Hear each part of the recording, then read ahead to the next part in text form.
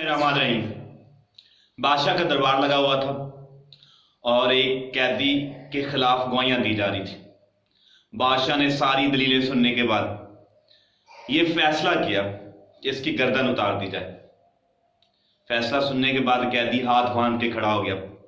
उसने कहा, बादशाह सलामत, आप मुझे तो मार देंगे, लेकिन मेरे पास एक ऐसा फन है, एक ऐसा हुनर है जो मेरे मरने से मेरे साथ मर जाएगा। आप अपना फैसला बरकरार रखें, मुझे वो फन अपने लोगों को मुंतकिल करने की इजाजत दें। बादशाह ने पूछा कि वो कौन सा फन है जो यहां कोई और दूसरा नहीं जानता।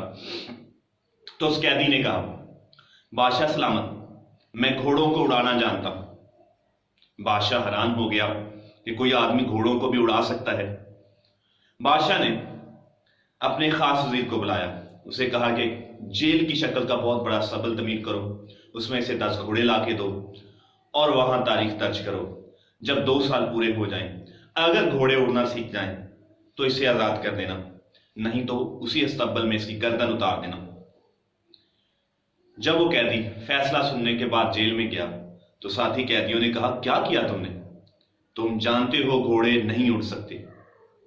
उसने कहा, सबसे पहली बात तो यह है कि मुझे जिंदगी जीने के लिए 2 साल मिले, मैं 2 साल और जी सकता हूं। दूसरी बात यह है, हो सकता है कि इस दौरान कोई अनहोनी हो जाए और बादशाह सलामत की मौत हो जाए और कोई और बादशाह आके बाकी कैदियों को माफ कर दे, और यह भी हो सकता है कि इस दौरान मेरी तभी मौत हो जाए और मुझे फांसी या कत्ल की सजा ना मिले।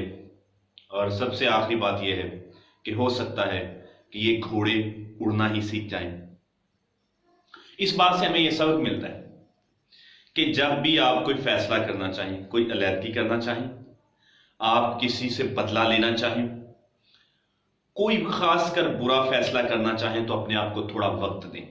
आपको जब थोड़ा वक्त मिलेगा तो हो सकता है कि आपको सुनने, देखने और सोचने के बाद अपना फैसला तब्दील कर लें।